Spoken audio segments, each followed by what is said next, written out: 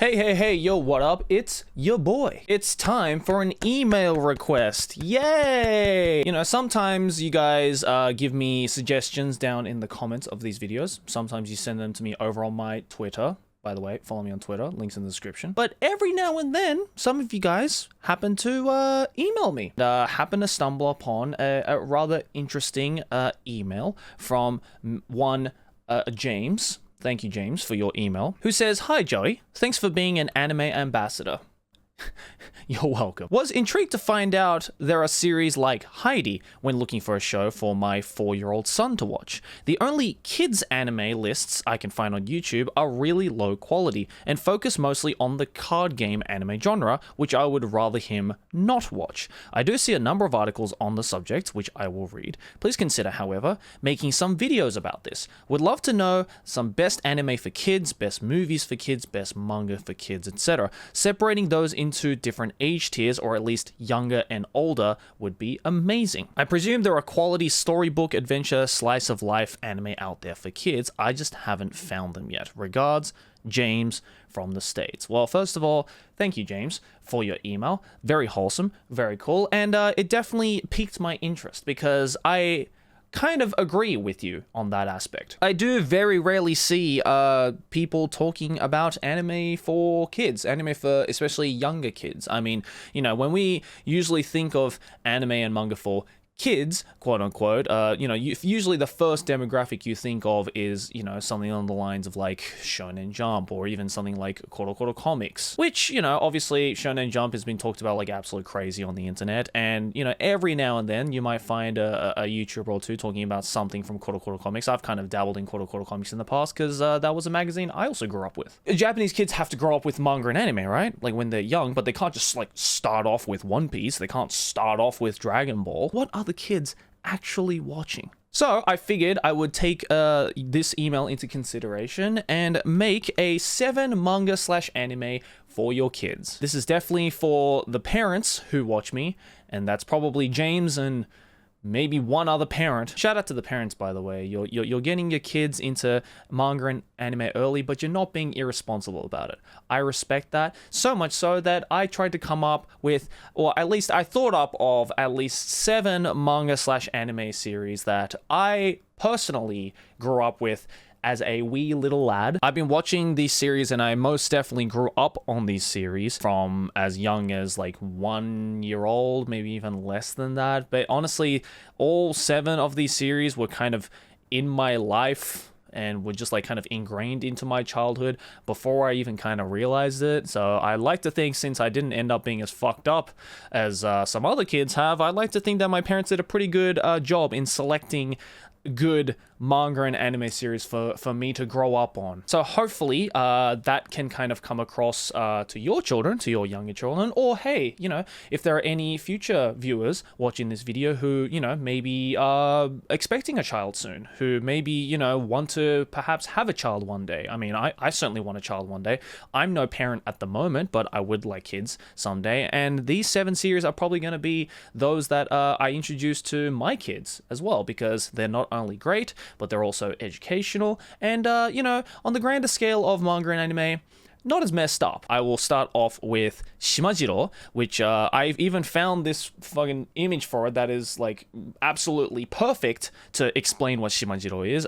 Apparently, according to this image I found on Google, it is Japan's most popular character in children's education for boys and girls ages 0 to 6. And you know what? I absolutely do not deny that. I reckon that that is pretty freaking accurate, because every child from every generation that I know, from my generation to younger to older generations, most likely grew up with Shimajiro. Now, Shimajiro is very much like a slice of life, kind of, you know, just a adventure, like in the scheme of like, you know, children's adventure shows, basically, of Shimajiro, this like kind of tiger boy and all of his friends, and they, you know, go about on their childlike adventures, discovering the world, learning new things. It's very much your classic slice of life shows. Kind of think of like Arthur, except it's aimed at a little more of a younger demographic, like more children, and the art style is a lot more like anime and cutesy. But in terms of like the theme and the way that the storytelling is presented, it's very similar to that of Arthur. Nothing too intense, you know, nothing too shocking, but still educational and fun, and honestly, you know, nice and mellow and fun enough that even parents can watch it with their children. Another show I would like to recommend, and was definitely a show that absolutely defined my childhood and many childhoods, is Doraemon. Now, this is probably one of the most famous children's manga slash anime. I mean, Doraemon is basically like a symbol in Japan. He's basically one step away from being like the first virtual prime minister. I mean, it says that it's aimed more towards like primary school, elementary school kids, but to be honest, like, you can show Doraemon to like your 1 or 2 year old. Like I vividly remember some of my first and earliest memories are me sitting in front of my TV, rewatching, you know, Doraemon episodes and Doraemon movies, because there is a shitload of Doraemon movies. Like, they're still making them to this day. That's how many there are. And a lot of them are freaking great. It's educational, it's cute, it's slice of lifey, and every single episode is mostly like self-contained. Essentially, to describe what Doraemon is, it is essentially about our main character, Nobita, who is the guy on the top right there in the red shirt. He's, you know, kind of I think he's like a 10-year-old, I think. He's like 4th grade. And, you know, he's like living his life in suburban Japan. And then one day, out from the shelf of his desk appears Doraemon, the guy in the middle there, the blue guy in the middle there, who is a robot, a cat robot from the future, who comes to save Nobita and help him grow up and, you know, maybe stop him from getting bullied and, you know, learning about life experiences with the aid of these like weapons, or not weapons, but like items from the future. I mean, some of the items are straight up like bordering on weaponry, and those are a little, you know, questionable, but regardless. I mean, I remember when I was like in my late teens, early 20s, I went to go see the latest Doraemon movie with my sister, who was in her teenage years, and we cried like a bitch watching that movie. It was fucking fantastic. Bottom line, it's one of those shows that kind of just sticks with you the entire time, and is, I think, fantastic material for your kids to not only watch, but also if you're like someone who just wants to like start reading Japanese and like learning Japanese, I think it's shows like Doraemon that are probably the best to start off with, because the Japanese is simple enough, but also not far away from the type of Japanese you would hear in real life. Third series is another one that I also grew up watching like crazy, and that's Anpanman. Now, I don't know what this one is. I think this is like an Anpanman movie, The Adventure of Happy. I've never watched this particular one, but I mean, Anpanman had a couple of other movies as well, and a really long TV series. Anpanman's fantastic. He's basically this like anpan, which is a red bean paste bread, which is like very synonymous in Japan, and he like kind of, you know, saves his town from Baikima, who is the kind of black and purple guy in the background there, who, you know, does like all sorts of like wacky little shenanigans, some devious licks, you know, if you will, you know, obviously from a kid's perspective, and, you know, Anpanman is just like, you know, the hero that saves the day. Really wholesome stuff, definitely geared more towards the really young kids. You know, I'm talking like, same with Shimajiro, kind of like 0 to, I'd say, maybe as late as maybe 10 years old, I would say. And it's, you know, kind of like the Superman of, you know, the Japanese manga world, you know, the kinds of like superheroes, the wholesome superheroes that you can like watch from a really young age, and, you know, still be attached to when you grow up. My fourth series that I recommend is probably the most Japanese, along with one other one, and is one that you most likely won't have heard of unless you grew up in Japan or grew up with, you know, these kinds of shows, and that's Nintama Rantaro. Now, this is a children's manga slash anime that is all about these kids who aim to be and learn to be ninjas. And while the manga was kind of bordering on like children's manga as well as having adultish references every now and then, but not in like a sexual manner in any way, so like, you know, kids can still read the manga of this. I learned a lot of my Japanese, I mean a fuck ton of Japanese, from reading and watching Nintama Rantaro manga and anime. I mean, and you know, some of the best fucking like there's this one opening from Nintama Rantaro that is just ingrained forever in my mind, and every Japanese kid around my age it's like our national anthem. It's so fucking awesome. I sing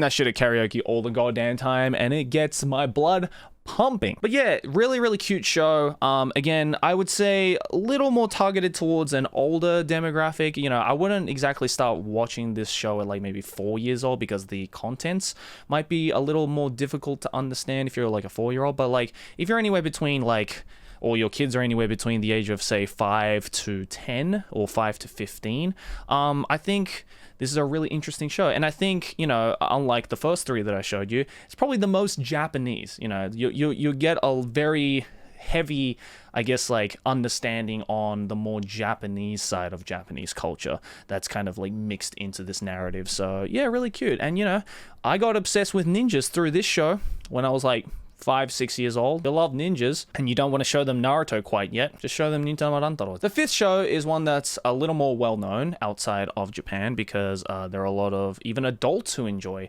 this show, and I'm one of those adults, and that's Shin-chan, or Kureon Shin-chan as it's called in Japanese. The show about Nohara Shinnosuke, this 5-year-old kid in the middle, and his family, and they go on all sorts of slice of lifey adventure type things together. And now I say that this one is kind of bordering on children demographic and adult demographic, because originally speaking, with the manga for Crayon Shin-chan, the actual protagonist of Crayon Shin-chan in the manga is not actually Shin-chan, but it's Shin-chan's mom, this person. Actually supposed to be a manga talking about, and I guess exploring motherhood in Japan, and like the kind of daily shenanigans that the mums out there can appreciate, the mums out there can relate. But then when it was changed over to anime format, it became a little more geared towards the children's side of things. So it's this really interesting dynamic. In the perfect scenario, if you know, the child is into anime but also the parent is into anime, then the kids can watch the Crayon Shin-chan anime, because it's definitely more, you know, flashy and you know, colorful, and you know, gets the attention of the kids, especially in terms of the context of the show as well, while you can sit back on your dad chair and read some Crayon Shin-chan manga told from a completely different perspective that has quite mature jokes in it, and definitely is one of those manga series where if you're a parent, you'll be like, damn, I fucking relate to that shit, dog. There's a couple of Shin-chan movies that I definitely cried to as an adult. Just a really good, I think, underappreciated show. The 6th one is another anime series that I think, a lot like Nintama Rantaro, you wouldn't really know unless you were born and raised in a Japanese household, and that's Ojarumaru. Now, this one is, again, as you can tell from the art style, it's, you know, definitely for the younger kids, but it also has a lot of very, like,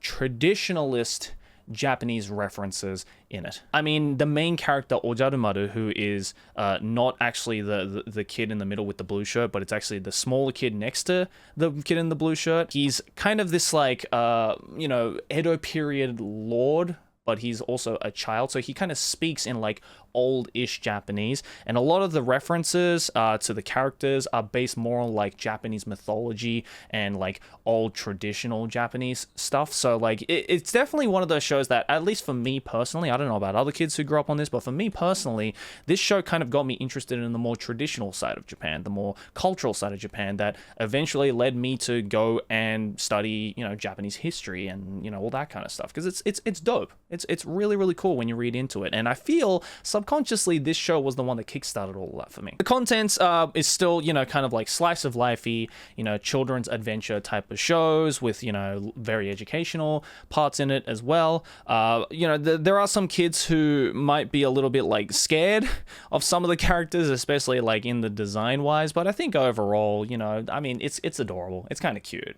you got to admit, it's kind of adorable. Really cute. Lots of episodes and lots of great episodes as well, with a banger opening too. And the kids anime have some pretty fucking underrated banger openings that I definitely recommend. So yeah, I guess keep an eye out on that and check this one out. And the fifth and final one is one that I completely forgotten the existence of until I actually like went to go do some research on shows to kind of kickstart my memory again. And that's Nontan to Isho. Now this is a very low-res manga cover of it because this is probably the best image I could find on Google Images for this. But yeah, Nontan. Nontan is this cat character right here. Really cute. And this one is definitely a lot closer to Shimajiro in terms of like target demographic, you know, kids between the ages of 0 to like, I'd say 5. Problem is that because it's an older show, like I think this show was around even before I was born, but I grew up with it personally. It might be difficult to find like the original Nontan TV series, even though there is a lot of episodes for it, and it's great stuff to watch to, you know, and show to your kids. Kind of similar to Shimajiro, the recent episodes or the recent seasons of Nontan have now just turned into like full 3D animated, which, you know, to me, who grew up on the 2D shit, is a little bit strange, but you know, this is a kids anime, so who am I to judge? As long as the kids like it and the content hasn't like changed in any way in terms of the demographic, I still think it's a great show to show to your kids. So yeah, at this point, it's kind of just like a matter of preference. You know, some kids, you know, have no rhyme or reason as to whether they like a particular show or not. Just show them a bunch of these shows and see which way they fold. There you have it, guys. That was just a couple of manga and anime series that I would recommend you show to your kids. I know there are some shows, like say Shimajiro for instance, that are actually available on like Netflix Japan and stuff like that. So there are legal places that you can get a lot of these manga and anime. I can't say all of them are, you know, able to be found in that way, but just, you know, do your best. If you're a parent who wants to get their kids into anime and manga from a young age, get them started on these. Either way, you're doing a service. You're doing a service to the weeb community. You know, start them young, get them into it, but get them into them responsibly. You know, give them some good stuff for their childhood to be bloomed by. But either way, thanks for watching, guys. Let me know what you think. And hey, if you like this video, make sure to smack my face right here to subscribe to the channel. Let's keep making big channel number go bigger. Over here next to my head as well as a couple of other videos you can check out if you enjoyed this one. And again, links to all my social media, Twitter, Instagram, all that, Patreon, link in the description below. Thanks for watching, guys, and I'll see you in the next one. Peace.